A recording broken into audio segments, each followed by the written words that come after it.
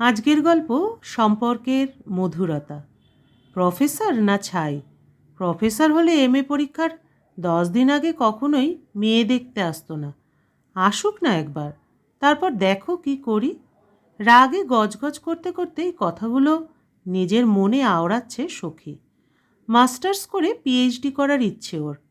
এখন বিয়ে করার একেবারেই ইচ্ছে নেই। বাবাও ওর দলেই ছিল, কিন্তু মা আর পরিবারের বাকিদের জোরাজোরিতে বাধ্য হয়েই দলবদল করে এক প্রকার নিমরাজি হয়েছে। বকবক করতে ভালোবাসা সখী পাত্রপক্ষ দেখতে এলে বিরামহীন বকবক করেই গেল। বৌদি তো বলেই বসল, এত ভালো সম্বন্ধটা, নিজের হাতে পত্রপাঠ বিদায় করে দিলি তুই। কিন্তু কথায় আছে, জন্ম মৃত্যু বিয়ে 3 বিধাতা নিয়ে। বিদায় করে দেব বললেই কি আর দেওয়া যায় গো? এক্ষেত্রেও সখীর ইচ্ছে পূর্ণ হলো না। পাকা কথা বলার জন্য ছেলের বাড়ি থেকে ডেকে পাঠালো। সখীর হাজারো আপত্তি সত্ত্বেও ফাল্গুনের এক গোধূলি লগ্নে 4 হাত এক হয়ে গেল। সখী কিন্তু মন থেকে কিছুতেই বিয়েটা মেনে নিতে পারল না। একেবারে বিপরীত মেরুর একটা মানুষ। সখী ভীষণ মিশুকে, কল্পনাপ্রবণ, আবেগপ্রবণও বটে। ওর স্বপ্নের নায়ক হবে গল্প উপন্যাসের নায়কদের মতো, ভীষণ রোম্যান্টিক। কিন্তু ওর বর রোম্যান্টিক তো নয়, বরং ভীষণ আনরোম্যান্টিক। সখীও মনে মনে ভাবে যা হয়েছে হোক, ও নিজের মতো থাকবে। সোম থেকে শনিবার পর্যন্ত কলেজ নিয়েই ব্যস্ত থাকে ওর বর। বাকি থাকে রবিবার। ওই একদিন সারা সপ্তাহে সখী কী পড়াশোনা করছে তার খবরাখবর নিতেই ব্যস্ত। বর তো নয়, বাবা যেন ওর জন্য একজন কড়াধাতের মাস্টারমশাই খুঁজে দিয়েছেন। এমন মানুষকে আর যাই হোক সখী ভালোবাসতে পারবে না কোনো দিন। 7-8 মাস বিয়ে হলেও হানিমুনে ওদের যাওয়া হয়নি। বর তার কলেজ আর সখী তার পড়াশোনা নিয়ে ব্যস্ত। পড়াশোনার ফাঁকে কোনো গল্প উপন্যাস পড়লেই তার মন উদাস হয়ে যায় বরের কথা ভেবে। ধুর ধুর, তার আরাধ্য শিব ঠাকুর কিনা এমন একটা লোকের সাথে তার জীবনটা জুড়ে দিল যার চরিত্রে রোম্যান্সের রটুকুও নেই। ভীষণ গম্ভীর আর খুব কম কথা বলে অভিরূপ। সখী এক এক সময় ভাবে মানুষ এত কম কথা বলে কি করে থাকতে পারে। পেট গুড়গুড় করে না? ভাত হজম হয়? সখী তো দম বন্ধ হয়ে পেট ফেটে কবেই মরে যেত। একদিন দুপুরের খাবারের টেবিলে অভিরূপের বৌদি বলে, ঠাকুরপো, তুমি তো বলো মাস্টাররা বিপদে পড়লে তবেই নাকি বিয়ে করে, তাই মেডিকেল নিয়ে বিয়েটা সারলে। এবার পুজোর ছুটিতে হানিমুনটা সেরে ফেলো। সখীকে নিয়ে ঘুরে এসোর পছন্দের পাহাড় কিংবা সমুদ্র থেকে। কোথায় যেতে চায় ও তুমি এতদিনে জেনে গেছোই নিশ্চয়ই। কথাটা শুনে সখী মনে মনে ভাবল, সখীর পছন্দ ছাই জানে ওই গোমরামুখো লোকটা। নিজে থেকে জানাতে সখীর ভারী বয়েই গেছে। যেখানে নিয়ে যেতে চায় নিয়ে চলুক, তারপর এসেই কথাটা সবাইকে জানিয়ে দেবে। এমন আনরোম্যান্টিক বরের সাথে সখী কিছুতেই ঘর করবে না। সখীর সমুদ্র পছন্দ, পুরী যাবে ঠিক করেছে। লক্ষ্মী পুজোর 2 দিন পর ওরা পুরীর উদ্দেশ্যে রওনা হলো। সন্ধ্যার সময় পৌঁছালো। আগে থেকে বুক করে রাখা সমুদ্র তীরবর্তী একটা হোটেলে ওঠে। ফ্রেশ হতে গিয়ে ব্যাগ চিরুনি তল্লাশি করেও সখী খুঁজে পেল না বডি অয়েলের বোতলটা। এটা খুঁজছিলে বোধহয়। বাথরুমে ঢুকতে গিয়েই ফিরে দেখে ওর বডি অয়েলটা এগিয়ে দিচ্ছে অভিরূপ। ফ্রেশ হয়ে দুজনে একবার ঘুরে এলো সমুদ্র থেকে। 2 দিন আগে পূর্ণিমা ছিল, তাই জ্যোৎস্না মাখা চাঁদের স্নিগ্ধ আলোয় সমুদ্রের ঢেউগুলোতে অপরূপ এক সৌন্দর্য বিরাজমান। একটার পর একটা ঢেউ এসে ছুঁয়ে যাচ্ছে তীরবর্তী বালুকারাশি। মন্ত্রমুগ্ধের মতোই দেখছিল সখী। পরের দিন সকালে জলখাবার খেয়েই সমুদ্র স্নানে গেল। সমুদ্র সখীর ভীষণ পছন্দের। সমুদ্রের কাছে গেলে নিজের সব কিছু ভুলে থাকা যায় যেন। রাশি রাশি দুধ সাদা জলরাশির দিকে তাকিয়ে মুগ্ধ হয় না এমন মানুষ বড় কম। দুজনে কোমর অবধি জলে নেমে সারা শরীর ভিজিয়ে নিতে থাকলো লবণাক্ত জলের ঢেউয়ে। ওখানে থাকা মোবাইলে ঘনিষ্ঠ পোজ দিয়ে বেশ কয়েকটা ছবিও তুলল। একটা খুব বড় ঢেউ এসে সখীকে ধাক্কা দেয়। টাল সামলাতে না পেরে সখী উল্টে পড়ল।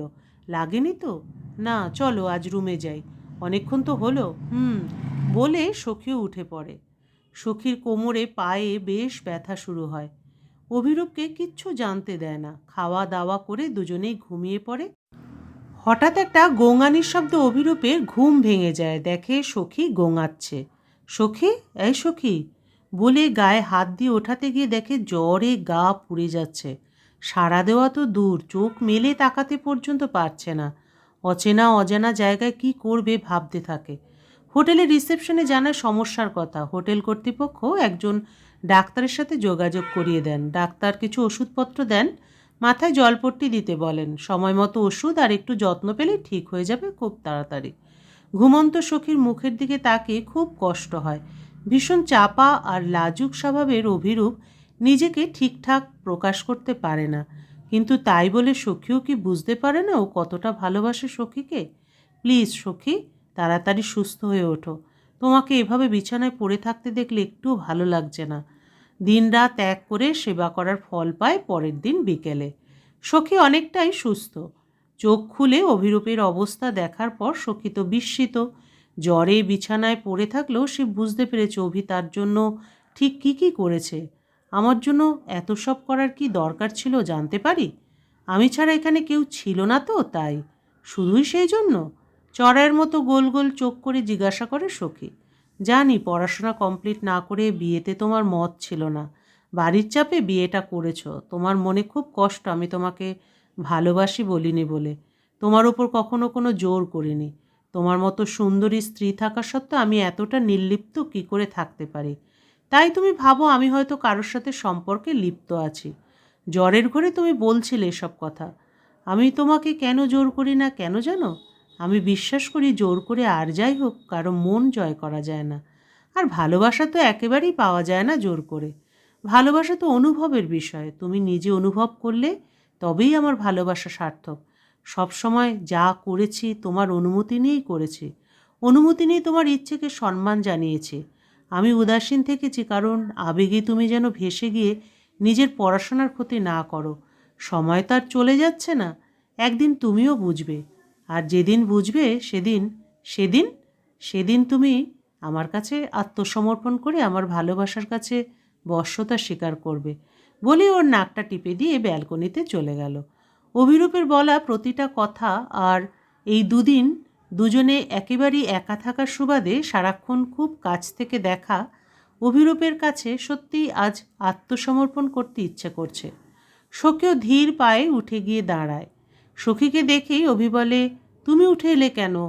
ডেকে হেঁকে ঝগড়া করবো বুঝি?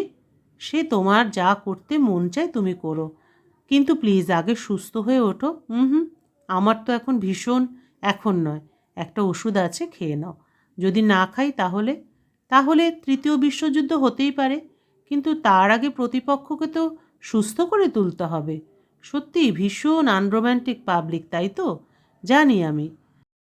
সরি বলতেই সখীর ঠোঁটে আঙুল দিয়ে সখীকে থামিয়ে বলে উঠল, ভালোবাসায় নো সরি নো থ্যাঙ্কস, শুধুই ভালোবাসা। বলে কপালে ঠোঁট ছোঁয়ায়। কিছু হচ্ছে? অভিরূপের বাহুডোরে আরও দৃঢ় হয়ে ধরা দিল সখী। এতদিন তো এই অভিকেই খুঁজছিল।